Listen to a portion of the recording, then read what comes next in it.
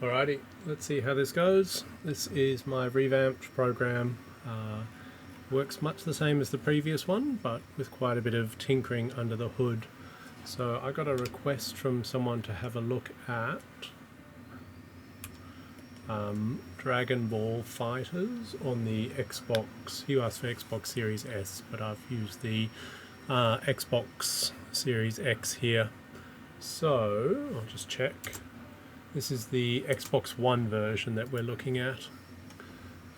And so we are trying to sort out whether the input lag is better or worse on this versus the Xbox Series native console.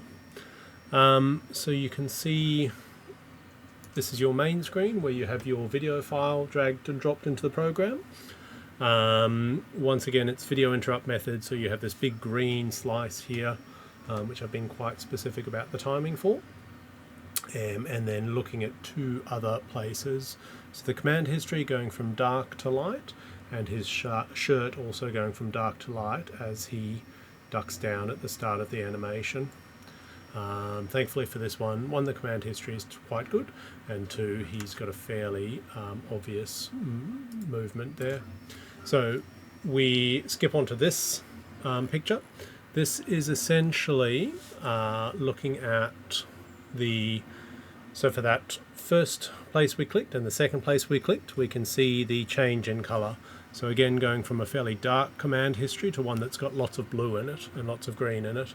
And so we set this as a threshold. So it'll start testing here, but once it jumps above that level, this blue line level, it'll be a meaningful result. And we can do the same thing for this, where again, dark shirt, and then as he moves, his light skin enters. We've got all of this, which I've entered for myself. It just makes it easier to, I guess, keep an eye on the program. Now, what's hopefully a bit better, actually, sorry, the only other thing to mention is we've put this green line here, and it'll track through and find those. So, you won't be able to see it because it's disappeared onto another screen, unless I can, in real time, find that screen for you. Looks like Windows Terminal. And then if I just bring that up,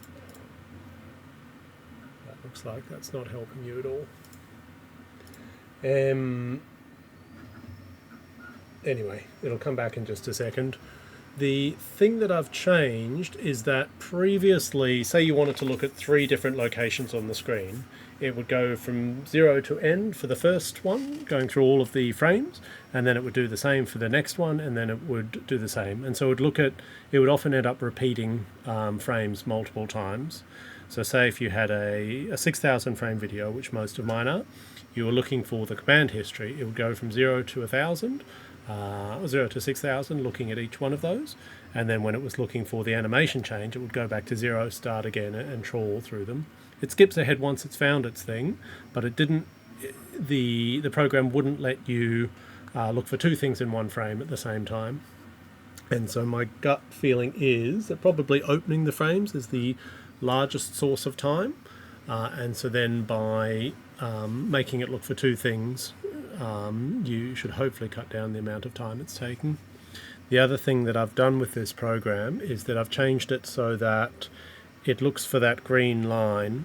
The problem, which I've probably explained before, but it's somewhat complicated, is that the displayed pixels, the 1080p 1080 pixels, is not the entirety of the output.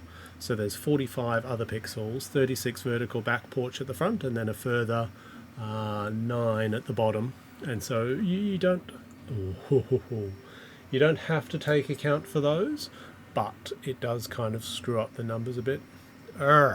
So I know exactly what's happened here, and this has happened before, and I can fix it. So you can see from the results screen, so this is how long things are taking, and you can see kind of like it looks as though around here might be kind of sensible, and then it just goes absolutely off its tree. Same thing here, kind of string of sensible results, and then something just blows it all the way away. Indeed, you would suggest that that's probably all from this set of data. And you can see it down here. So this is looking at where it found the green lines, It's kind of meaningful, meaningful, meaningful, maybe meaningful, maybe, maybe, but then it's just got this long run of crap results. So, what's good? I can't skip back. Is we can essentially stop. So that'll disappear off your screen, and then we can go again. So we will reopen the program, which will suddenly appear there for you. What's happened is that when it's looking for the green line, or the green, all it's doing is saying, it's finding a line where the amount of green outnumbers the amount of red and the amount of blue on the screen. And so,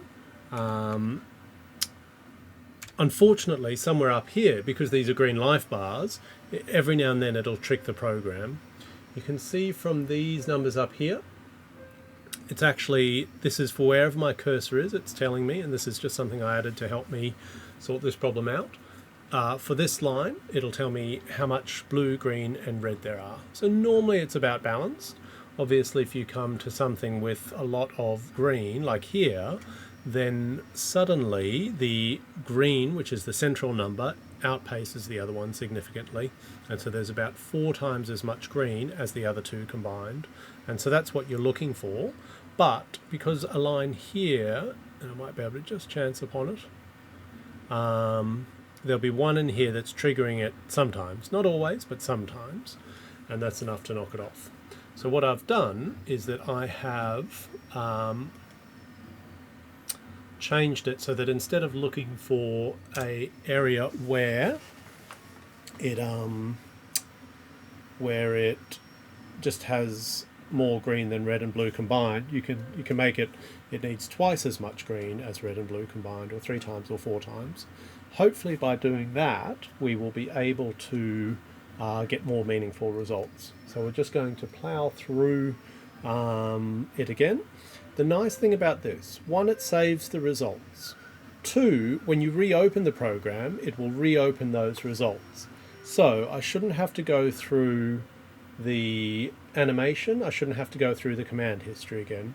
Hopefully, and if this works, it'll be an example of the program behaving badly and then behaving well. If all I need to do is to alter those green line timings, with any luck, in about 10 seconds or so, we'll come up with some meaningful results, and then we can hopefully get some good data out of it.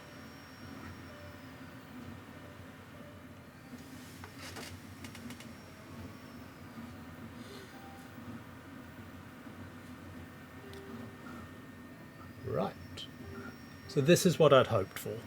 So you can see now we've got a very clean, regular spread of results here. So this is our input lag for, which one was it? This will be the animation, and this is the command history. Okay, the numbers here are milliseconds. The number here, the 0, is the difference between them. So, for example, and we'll just ruin the data a little bit, we can go to a kind of separate result screen. So you've got this was your green line results, this is your command history results, and these are your animation results. So if I just change one of those and then go back, you can see it'll highlight, this is one where the command history and the animation weren't on the same frame. So because the circle for the animation was red and the circle for the command history was blue, I use a purple to indicate the point where they're the same. And the same here, where I use white to indicate where everything is occurring at the same time, and then yellow and cyan, I think. That's magenta if you want to be precise. To just highlight areas where, for example, the command history and the animation haven't come on the same frame. So we can go back and restore that, which should be like that, and then it's all good again. So 58.7, 58.7, Xbox Series X Dragon Ball Fighters. Now with any luck, and if I can get this right, when I finish, so this is just using the Python script. simple pushing a hotkey to swap to the next thing in OBS. So the advantage to this is that it will all render it in the same video. So rather than people getting these weird raw videos where, you know, they just look at this and flashing lights and don't see the results, what I want to do is to upload the results, like have a discussion about the results first, and then to have the video to follow that. So people feel compelled to go in and check the results themselves. They can do that for themselves. Now, if I've got a bright once again, it'll stop. So I'll work out how long the video is, how many frames per second, just multiply that out to get the video time. I've got the Python script on a sleep timer. So, if a second is still out, hopefully what will happen is that the video will end, and then the OBS recording will end straight after that, and then that'll give me my video I can upload straight to YouTube. There is still some functionality to add, because that's the nature of these things. I want to make it previously, and this is because I've rewritten it all, there's a lot of functionality I have that I haven't quite put back into it yet. So I've got all those pilot cards and things working. The one thing that I'll probably add next is automatically generating a description for what's going on, because that'll just speed things up. But in any event, it looks like it's working pretty well. So with 10 seconds to go, I'll kind of leave it there and then probably have a chat when I do this for the next video.